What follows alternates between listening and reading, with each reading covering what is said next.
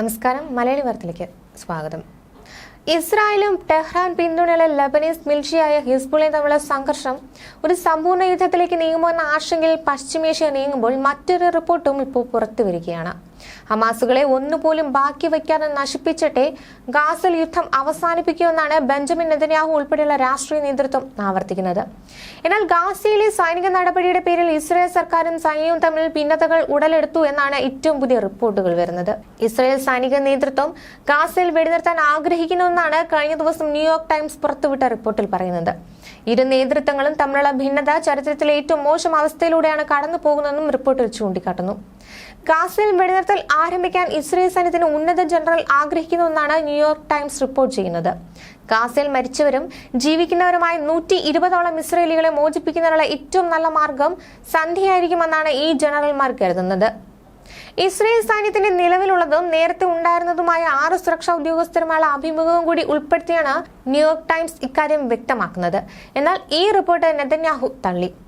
ഇസ്രായേലിന്റെ ഏറ്റവും ദൈർഘ്യമേറിയ സൈനിക നടപടിയാണ് ഗാസയിൽ ഇപ്പോൾ നടക്കുന്നത്. ഇത്രയും കാലം നീണ്ട ഒരു സൈനിക നീക്കത്തിൽ സേന സജ്ജമായിരുന്നില്ലെന്ന് ഇസ്രായേൽ സൈനിക മേധാവികൾ ചൂണ്ടിക്കാട്ടുന്നു. ഇതിനിടെയാണ് ലെബനൻ സായുധ സംഘമായ ഹിസ്ബുള്ളയുമായി രൂപം കൊള്ളുന്ന നിരന്തര സംഘർഷങ്ങൾ പ്രതിസന്ധി വർദ്ധിപ്പിക്കുന്നത്. ഹിസ്ബുള്ളയ്ക്കെതിരെ കരയുദ്ധം പൊട്ടിപ്പുറപ്പെടുകയാണെങ്കിൽ തങ്ങളുടെ സൈനികരെ മടക്കിയെത്തിക്കാൻ കൂടുതൽ സമയം വേണ്ടിവരുമെന്നും സൈനിക നേതൃത്വം ചൂണ്ടിക്കാട്ടുന്നു. ഉദ്യോഗസ്ഥരുടെ അഭിപ്രായത്തിൽ ഹമാസുമായി ഉടമ്പടിയിലെത്തിയാൽ അത് ഹിസ്ബുള്ളയുമുള്ള സംഘർഷങ്ങളും അയവുമരത്തുന്നതിന് എളുപ്പമാകുമെന്നാണ്.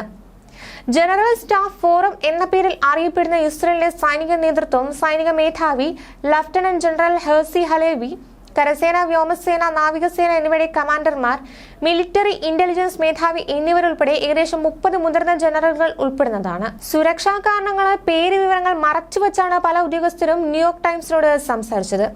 ഒരു വെടിനിർത്തൽ കരാർ സാധ്യമാകുമെന്ന് സൈന്യം കരുതുന്നുണ്ട്. ഗാസയിൽ നടപടികളിൽ താൽക്കാലിക വിരാമമുണ്ടായ ലബനനിൽ നിന്നുള്ള ഭീഷണിയുടെ തീവ്രത കുറയ്ക്കാൻ സാധിക്കുന്നുണ്ടെന്ന് അവർ മനസ്സിലാക്കുന്നു. അവരുടെ പക്കൽ യുദ്ധസാമഗ്രികൾ കുറവാണ്. സൈനികർ ക്ഷീണിതരാണ്. അതിനാൽ ഹിസ്ബുള്ളയുമായി ഒരു വലിയ യുദ്ധം പൊട്ടിപ്പുറപ്പെട്ടാൽ തന്നെയും ഗാസയിലെ ഒരു താൽക്കാലിക വിരാമം തങ്ങൾക്ക് കൂടുതൽ സമയം നൽകുമെന്ന് ഇവർ കരുതുന്നു. എന്നാൽ ഇക്കാര്യത്തെക്കുറിച്ച് സ്വകാര്യമായോ അല്ലാതെയോ സൈന്യം ബെഞ്ചമിൻ നെതന്യാഹുവുമായി ആശയവിനിമയം നടത്തിയിട്ടുണ്ടോ എന്ന കാര്യത്തിൽ വ്യക്തതയില്ല. പക്ഷേ പല സന്ദർഭങ്ങളിലും സൈന്യവും സർക്കാരും തമ്മിൽ ഇക്കാര്യത്തിലുള്ള ഭിന്നത രൂക്ഷമാണ്. അത്ര വേഗത്തിൽ സാധ്യമാകുന്ന ഒന്നല്ല സൈന്യം മുന്നോട്ട് വയ്ക്കുന്ന നിബന്ധനകൾ. ഹമാസിനെ പൂർണ്ണമായി ഉന്മൂലനം ചെയ്യാൻ കഴിയില്ലെന്ന് അടുത്തിടെ ഇസ്രായേലിലെ ഉന്നത സൈനിക വക്താവ് ഡാനിയൽ ഹഗാരി തന്നെ വ്യക്തമാക്കിയിരുന്നു. ഇത് വലിയ ചർച്ചകൾക്ക് വഴിവെക്കുകയും ചെയ്തു. ഹമാസ് ഒരു പ്രത്യയശാസ്ത്രമാണ്. നമുക്കൊരു പ്രത്യയശാസ്ത്രം ഇല്ലാതാക്കാൻ കഴിയില്ല. അത് ആളുകളുടെ ഹൃദയത്തിൽ വേരൂന്നിയതാണ് എന്നാണ് അദ്ദേഹം പറഞ്ഞത്. ബന്ദികളെ മോചിപ്പിക്കുക എന്നതാണ് ഇസ്രായേലിന്റെ മറ്റൊരു ലക്ഷ്യം. അവരെ മോചിപ്പിക്കാനുള്ള തുടർ സൈനിക നടപടി കൂടുതൽ രക്തച്ചൊരിച്ചിലുകളിലേക്കും മരണങ്ങളിലേക്കും നയിക്കാനും സാധ്യതയുണ്ട്. ഒക്ടോബറിൽ ഗാസയിലേക്ക് കൊണ്ടുപോയ 250 ബന്ദികളിൽ പകുതിയിൽ താഴെ മാത്രമാണ് ഇപ്പോൾ തടവിലുള്ളത്. ഗാസ പിടിച്ചെടുക്കുന്നതിനോ മറ്റ് പലസ്തീൻ നേതാക്കൾക്ക് നിയന്ത്രണം കൈമാറുന്നതിനോ നെതന്യാഹു തയ്യാറാകാതെ വരുന്നതിനാൽ സൈന്യത്തിന്റെ ഊർജ്ജവും വെടിക്കോപ്പുകളും ക്രമേണ ഇല്ലാതാകുമോ ശാശ്വതമല്ലാത്ത യുദ്ധമായി ഇപ്പോഴത്തെ നടപടികൾ മാറുമെന്ന് സൈന്യം ഭയപ്പെടുന്നു. ബന്ദികളായും ഹമാസ് നേതാക്കൾ സ്വതന്ത്രരായും തുടരുന്നിടത്തോളം കാലം നടപടികൾ നീണ്ടുപോവുകയും ചെയ്യും.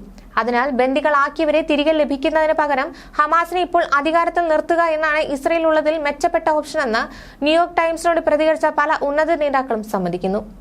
എന്നാൽ ഹമാസിനെ ഗാസയിൽ അധികാരത്തിൽ തുടരാൻ അനുവദിക്കുന്ന സാഹചര്യത്തെ നെതന്യാഹു ഒരു തരത്തിലും പിന്തുണയ്ക്കില്ല. തന്റെ സഖ്യ സർക്കാരിനെ വീഴ്ത്താൻ വരെ അത്തരമൊരു സാഹചര്യത്തിനാകുമെന്ന ധാരണ നെതന്യാഹുവിനുണ്ടാകും. ഹമാസ് പരാജയപ്പെടുത്താതെ യുദ്ധം അവസാനിച്ചാൽ സഖ്യം ഉപേക്ഷിക്കുമെന്നാണ് ചില സഖ്യകക്ഷികളും നിലപാടെടുത്തിരുന്നത്. ന്യൂസ് ഡെസ്ക് മലയാളി വാർത്ത.